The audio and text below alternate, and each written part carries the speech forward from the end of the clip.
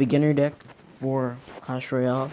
This incorporates all cards from all these cards are incorporated from Arena 1 training camp from Arena to Arena 3.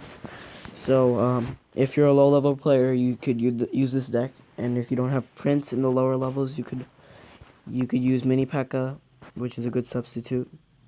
And this deck has Giant, Archers, Fireball, Prince, Valkyrie, Skeleton Army, Musketeer, and Bomber. So I actually won with this deck in the Royal Arena. So it just shows that you can win in any arena with any cards, even with the beginner card deck. So here's the replay, which I won with. So right now we're both gonna wait till 10. I'm versing Hughes from Best Company CR. So I'm gonna put a Giant in the back and a Bomber to give support to it. He's gonna drop Archers in the back and Musketeer in the back.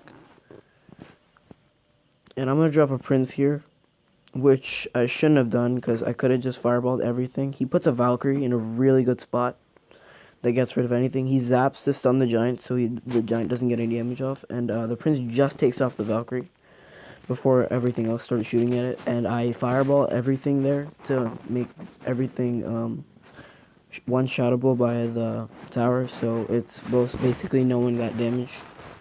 So we both reset, even though he does have 1 elixir advantage. So he did a good job in defending me. So he's going to drop off a Giant in the very front. I don't understand why he did that. He should have dropped it off at the back. So I put a Skeleton Army on top of it and destroy his Giant. And his Wizard is not... The Wizard is good backup for a Giant if they have a minion horde, if the person you're versing has a minion horde. But it's not great against the Skeleton Army. So that was another thing. And here he drops off the Valkyrie to get rid of everything, and again no one gets any damage off, and I put the Prince in. Here he puts a cannon, which is not the greatest counter for Prince, and that's why he gets the charge hit off, which is 500 damage, which is a lot. So now I have damage and he doesn't, so that's a little disadvantage for him. So I start off with the Giant in the back again, and he has 10 elixir to defend now. And I'm just going to wait to see what he puts down.